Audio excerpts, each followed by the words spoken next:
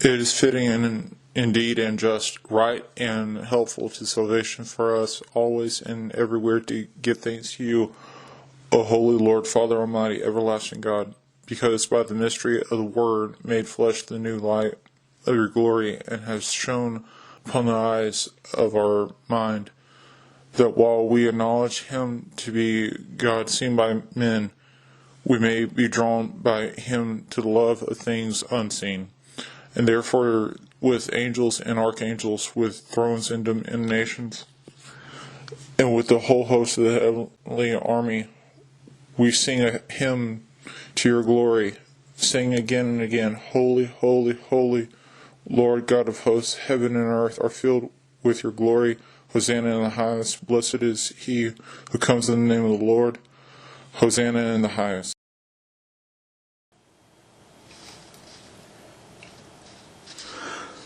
Zoroastrian astrologers from most likely the Parthian Empire or the Greco-Bactrian kingdom observed a star that had appeared. Per their art and studies, they deduced that there would be an important person to be born. As they studied the star, it seemed to move westward ever so slightly, compelling them to travel with their bodyguards to study it more. They began to remember the teachings and legacy of a noble Babylonian wise man named Belshazzar, a citizen of Jerusalem, Yehud, from the reign of Shaul Nebuchadnezzar II to Shah Karush II. Among these writings was the prophecy concerning a king who would be born in Judea. As they traveled, they started to gather gifts for this person in the form of multitudes of gold, frankincense, and myrrh.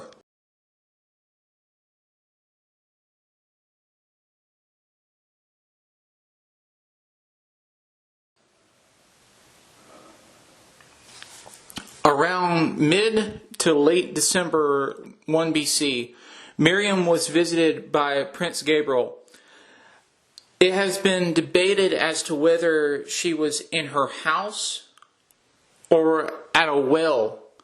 As Gabriel approached her, he said, "Shalom, favored lady.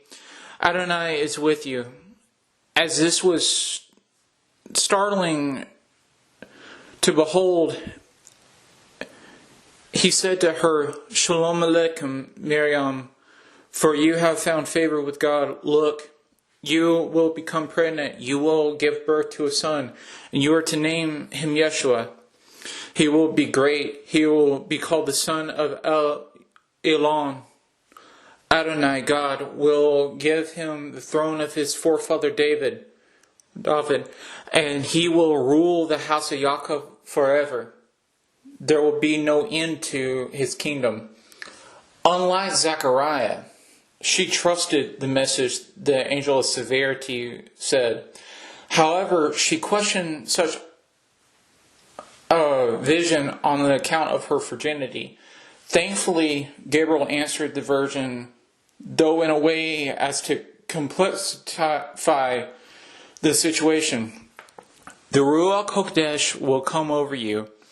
The power of Ha-Elyon will cover you. Therefore, the holy child born to you will be called the Son of God. You have a relative, Elishba, who is an old woman, and everyone says she is barren, but she has conceived a son and is 6 months pregnant.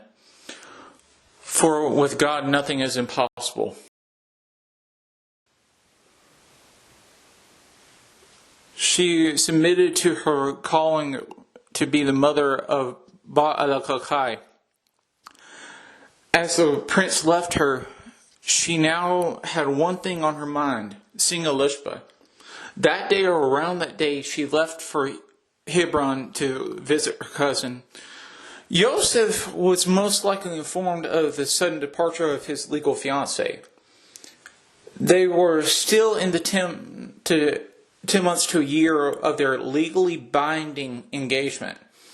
He knew it might be a few months before she returned, given that she would have had to travel a few days to get to Hebron and a few days to return. Given that he probably had found out through word of mouth that Elishba was pregnant, he knew that Miriam would most likely spend a while with her down in Hebron. He, though, did not know about the circumstances of Miriam's pregnancy, much less Elishba's pregnancy. When she arrived at the house, Miriam gave a greeting to Elishba. At the greeting of her cousin, Elishba felt her son leap within her womb. Elishba said, "How blessed are you among women, and how blessed is the child in your womb." Her 14-year-old cousin replied by asking why she was chosen out of all the women in Israel. Her cousin Miriam stayed with them until at least March of AD 1. In March of AD 1, Elishba gave birth to a son. On the 8th day, the child was circumcised per Genesis 17:10 through 13. Zechariah, when asked what he wanted to name his son, motioned for a writing tablet. Upon writing the name Yochanan, his vocal cords were loosened. Immediately he spoke a blessing.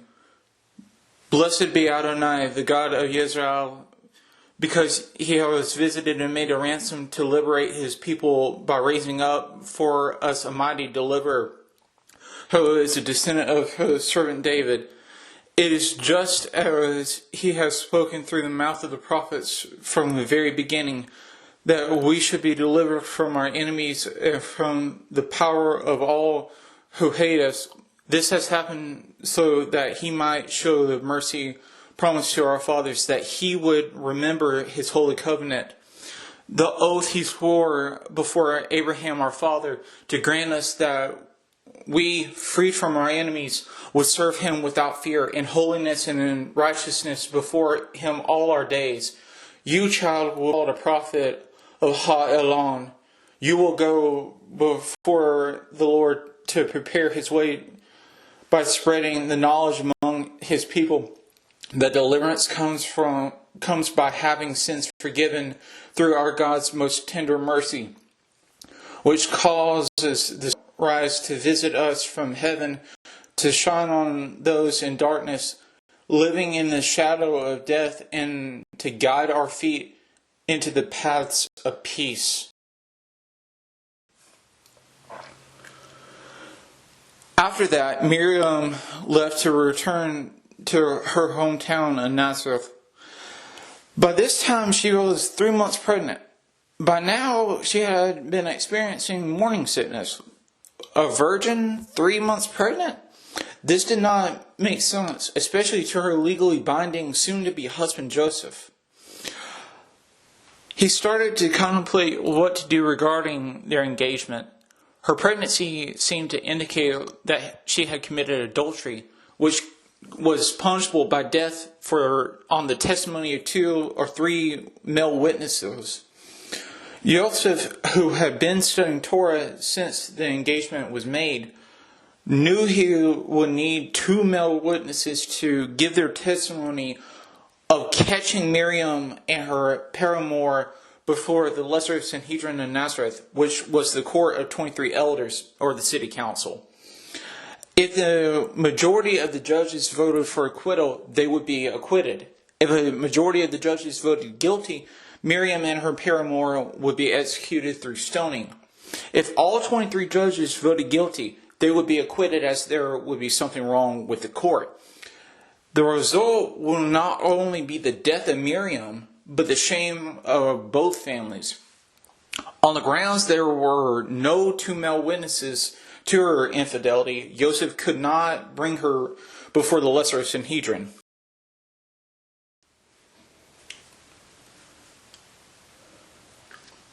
A second solution, as there were no male witnesses to her infidelity, was the Sukta, per Numbers 5, 11 through 31. The result would not only be the possible death of Miriam, but also the shame for both families and the couple. He rather began to favor breaking the legally binding engagement, which would disgrace both families. Joseph would have recalled that Proverbs 18:22 says, "He who finds a wife finds a great good. He has won favor of Adonai." Right now, though, he most likely felt more like the prophet Hosea, trapped in humility and sick to his soul. As he worked in his shop, men probably gave him looks of heartbreak for him. As Miriam went to draw water, women likely jeered at her in disgust. As Joseph left the gate to get lumber, the elders probably tried to encourage him. As Miriam learned to do her feminine roles while pregnant and Joseph dealt with trying to focus on his labors, the townsfolk committed slander against the two.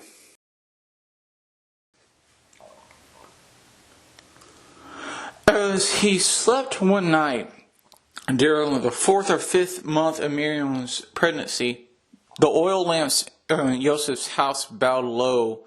A wind entered the house as the air in the house grew still. In a moment that most likely echoed when Abraham saw his vision of the torch and censer, per Genesis 15:1 through 4. Joseph awoke to the sound of footsteps. Given Nazareth being the rough village it was, he prepared to fight until he saw the figure in his house. Looking upon Prince Gabriel, Joseph probably marveled at his sword and shofar, knowing well this moment was not an ordinary messenger coming to take his prayer request to the throne and bringing his blessings to him. The prince said, "Joseph, son of David, do not be afraid to take Miriam home with you as your wife. For what has been conceived in her is from the Ruach HaKodesh. She will give birth to a son, and you are to name him Yeshua, because he will save his people from their sins."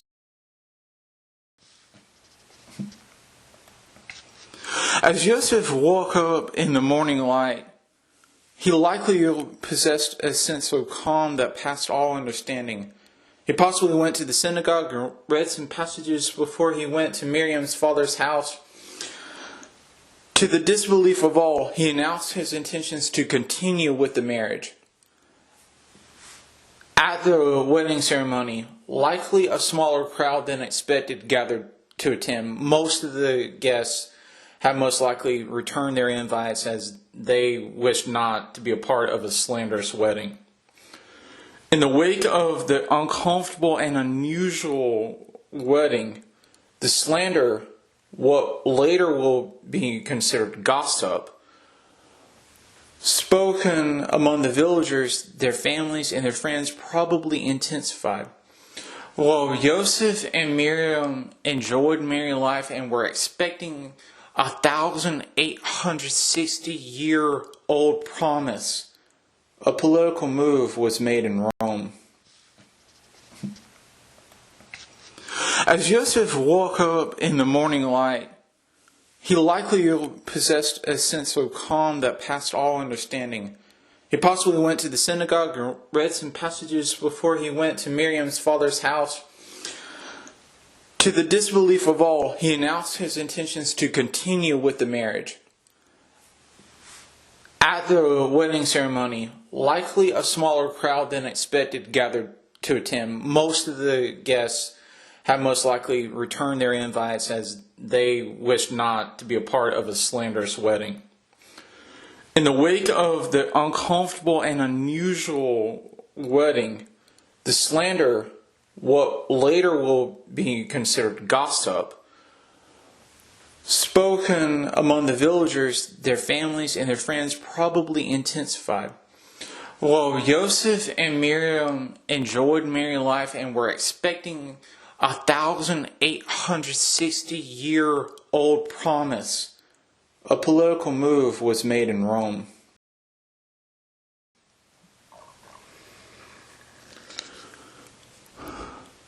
Pretorial Imperial Legate of Syria, Gaius Julius Caesar Vipananos, on orders of Emperor Augustus Caesar, issued a decree demanding a tax based upon a man's ancestor. This tax required every man to go to the city where his most distant ancestor was born.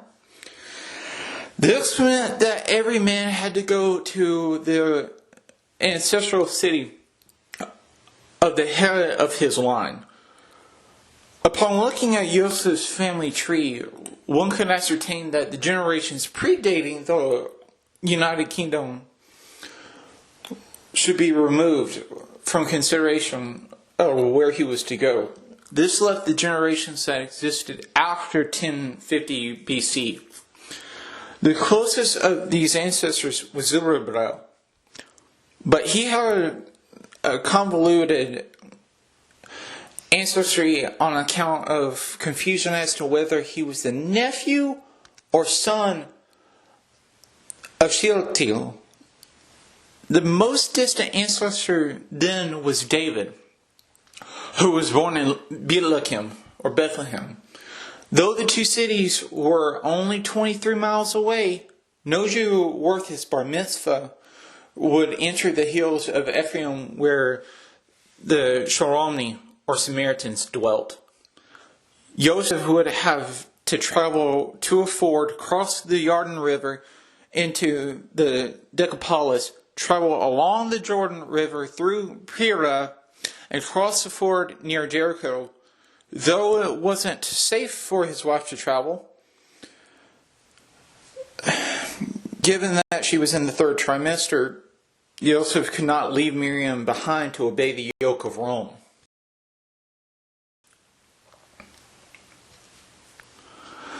In mid-August 1 AD, Joseph and Miriam joined a caravan bound for the east. After fording the river, they would have either gone along the eastern bank of the Jordan or down the King's Highway. Nearing the Dead Sea, they would have turned and headed for Bethalaba. Crossing the ford there, they would have gone through Jericho and then to Jerusalem. From Jerusalem, they would have gone to Bethlehem. Near the middle of the city, they could not find any vacancy in the shelters beside a house. This was the style of the inn in this era.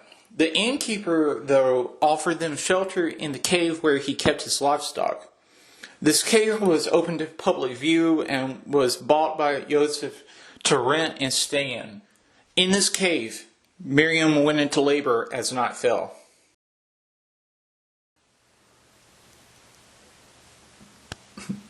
Around a mile or two outside of Bethlehem, on a hillside, were Levitical shepherds watching over their flocks. These shepherds had the role of raising sheep for the temple sacrifice. They could not participate in the weekly Shabbat services in the synagogues, as they were ritualistically unclean due to their job. The nature of their job, in which they had to work on Shabbat, caused them to defile the day. As they defiled the day, they were cut off from gathering with worshippers. As the citizens and travelers settled down for the night, midwives rushed to the cave. Though Miriam was in the pain of childbirth, the intensity has been debated.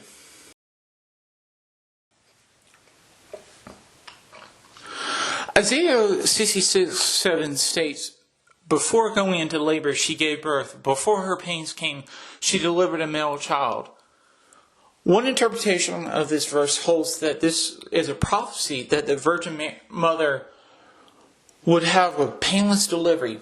This misinterpretation has been adopted as a standard teaching by the Roman Catholic Church and its 23 churches Sodoros. In the context of the chapter, Isaiah 66 verse 7 refers to the ease by which the devout Jews will be saved in the end time, better known as the remnant of true Jerusalem, and how easily they will gather in the millennial kingdom. They will not have any difficulty traveling there. However, the curse given to Eve was upon Miriam as well. She most likely did have pains, though they may not have been as intense as it is for many women.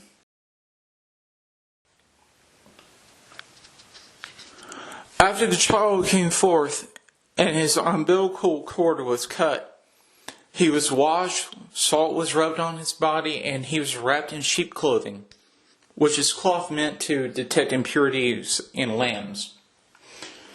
Joseph blocked the entrance of the Levitical shepherds until they explained that they had a vision. In this vision, an angel told them, "Don't be afraid, because I am here announcing to you good news that will bring great joy to all the people. This very day in the town of David there was born to you a deliverer who is the Messiah, the Lord. Here is how you will know. You will find a babe wrapped in clothes and lying in a feeding trough." Soon an army of messengers appeared and praised the Eternal One. The shepherds were allowed to see the infant, who was lying in a feeding trough, which was a hewn niche in the wall of a cave. After they left, the couple and the infant rested. For 7 days, Miriam observed the regulations of a woman on her menstrual cycle. In late September or early October, he was given his circumcision and named Yeshua.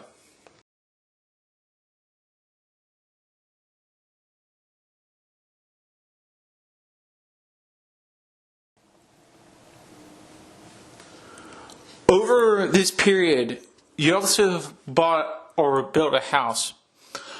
On the 4th day of his life, Yeshua was brought to the temple to be redeemed, while Miriam brought her offerings per Leviticus 12:6-8.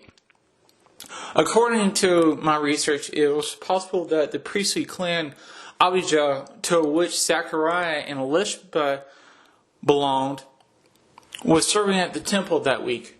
Joseph was questioned by a priest if this was his firstborn child, to which he answered yes.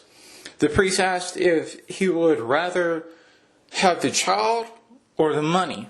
When Joseph replied, "The child," the priest took the $35.80. Miriam gave another priest her 2 turtle doves, as that is what she could afford.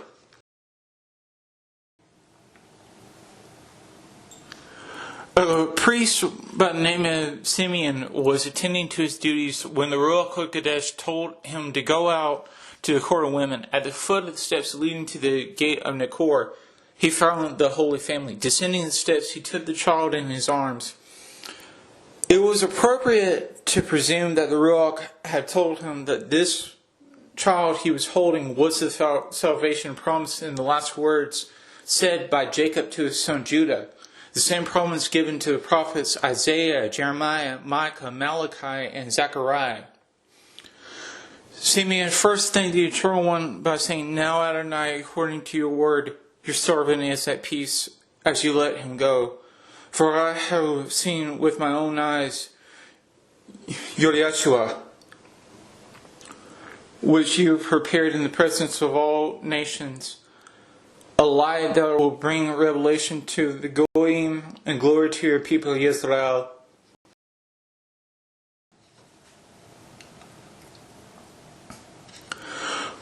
Possibly up to a few months or 2 years later, caravans descended upon Jerusalem's metropolitan area. These caravans could pertain to one of the 3 pilgrimage festivals. Amid the caravans traveling all over Judea, a massive caravan of soldiers and Zoroastrian astrologers traveled along Via Maris, Upon reaching Joppa, they turned and traveled along the road to Jerusalem. After arriving at the holy city, they sought an audience with Herod Archelaus. The purpose of the audience was explained to the enarch as, "Where's the newborn king of the Jews? For we saw his star in the east and have come to worship him." Out of spite,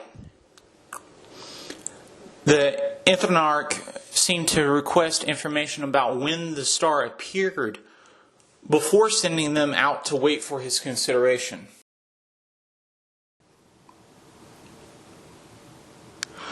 Herod Archelaus summoned and consulted the leading priests and Torah scholars about the place where the Messiah was to be born. Quoting the prophecies of Micah of Moresh Gath, these men replied, "In Bethlehem of Judah," or Bethlehem of Judah. Herod Archelaus dismissed them and summoned the Zoroastrian astrologers. He requested them to return after finding the exact location of where the child was. They left and found that the star rested over the house where Joseph and his family lived. They not only worshipped the child, but they also brought an approximate maximum of gold, frankincense, and myrrh amounting to $1,222,321,000.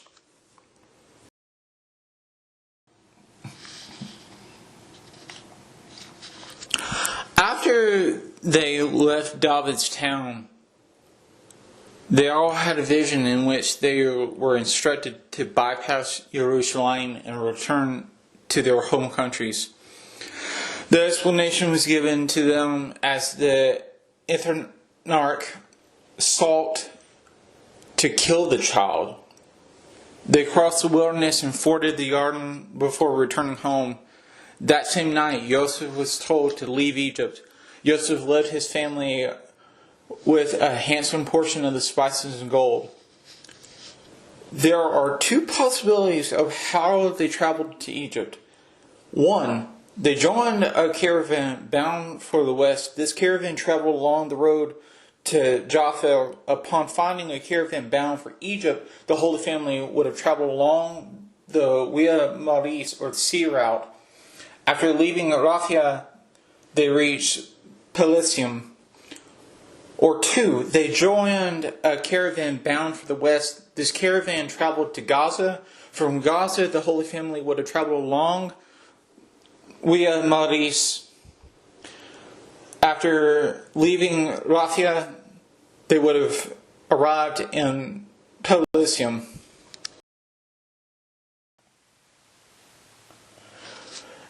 Either way, tradition dictates that the Holy Family went to Pelusium, or from Pelusium to Bupatis or Basta, stopping to rest by a tree while on the way. Reaching Bupatas or Basta, the idols in the town are said to have collapsed before the presence. Underground water erupted through the soil as if Egypt itself was welcoming the Prince of Heaven in a refreshing salutation. From Basta, they traveled to Mostrod, where Miriam bathed Yeshua and washed their clothes. It was the first time since they left their home in Bethlehem that she was able to do so. From Mostrod, they arrived in Belbis, where they rested under another tree. Though they tarried in Salmud, they traveled through the land of Belkas to Kois. From Kois, they traveled through Wadi Natron and rested under a tree near Hippolis. Nearby was the synagogue of Jonas, which served either a large Hellenistic, meaning non-devout Greek-speaking, or a Hellenic, meaning a devout Greek-speaking Jewish population. Yeshua is said to have caused a spring to erupt forth nearby. It was here that the Holy Family got water, and the mother washed his and their clothes again.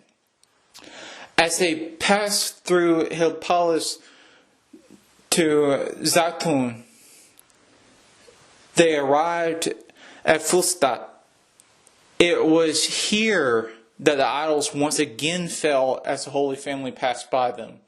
The Holy Family was forced out by the nomarch due to the civil unrest resulting from the pagan perspective of the desecration of the idols, or from the desecration by Christ destroying the idols.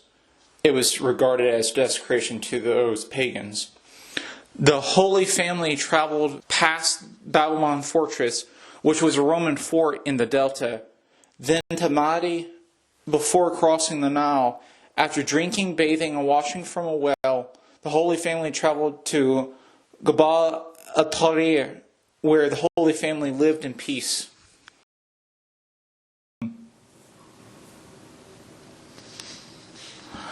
Upon learning that the astrologers had departed the nation without returning to the Holy City, Herod ordered all the boys 2 years and under living in Bethlehem to be slaughtered. The question often arises, why 2 years? It's because the star appeared in 2 BC, 2 years prior. As they were slaughtered, the words of Jeremiah 31:14 unfolded.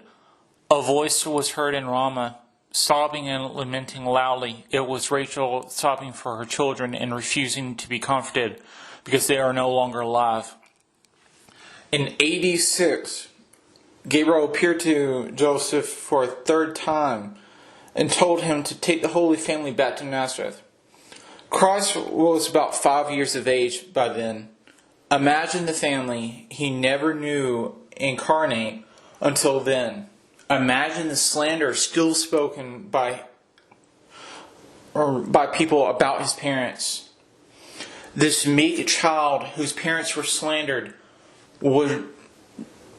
and they were judged by a portion of the villagers for what they were incapable of understanding. It was these same villagers that slandered his parents that he would redeem 27 years later. According to tradition, there were 14,000 children or boys under 2 who were slaughtered in Bethlehem by the soldiers. Their bones were, according to tradition, laid to rest in tombs beneath a nearby area of the cave in which Christ was born. Prior to AD 135, the cave had become a pilgrimage site for the early church. In an effort to prevent worship at the cave, Emperor Hadrian ordered a temple for Adonis to be erected. Emperor Constantine I, when informed by Bishop Macarios of Jerusalem of the location, removed the idols from the pagan temple. He used it as the basis for a basilica. By AD 333, it was in use but was not officially dedicated until AD 339. Due to the Samaritan revolt of AD 529, the Constantine Basilica burned down. Under Emperor Justine I, the basilica was rebuilt. Construction began after he died. The entrance featured a depiction of the Magi, which had by then been given the traditional number of 3. They were depicted wearing the traditional vestures of priests of their faith.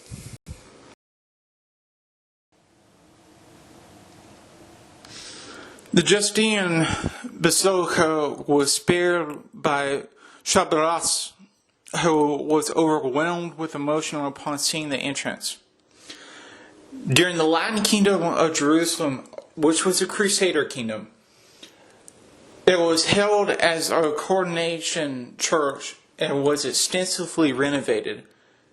The church was transferred, or the basilica was transferred from the Roman Church's control to that of the Greek Melkite after the Abdid conquest in 1187. It was transferred back to the control of Latin clergymen in 1229 through a contract between Holy Roman Emperor Frederick II and Sultan Abu al-Malih. It suffered damage and robbery at the hands of the Andalusian Turks in 1244. Between then and the Rus Restoration, the church was transferred to the Greek, Armenian, Coptic, Ethiopian, and Syrian Orthodox churches. The church decayed under the vile Ottoman Empire from 1516 to 1637, when it began to improve under Greek ownership. After 1675, the entire church was unified under the Greek Orthodox Church and flourished. However, the Franciscans did control it between 1690 and 1757. Prior to 1964, the basilica had moments of deconstructive renovations and constructive expansions, as well as the desecration. This was in addition to the desecration from Colonel Roland Shores, the British governor of Jerusalem and Judea, and the terrorists of the Second Intifada. It was restored, though, between 2013 and 2019.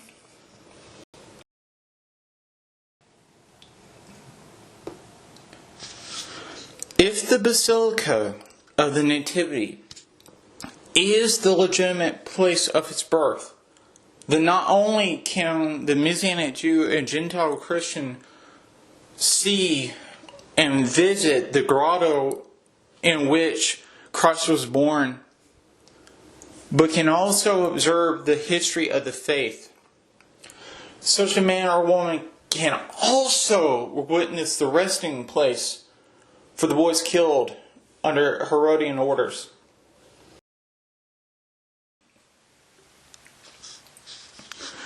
Thank you for listening. This will be the last video of 2024.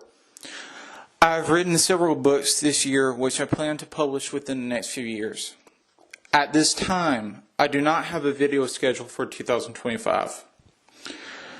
Merry Christmas, Hanukkah, and Happy New Year's.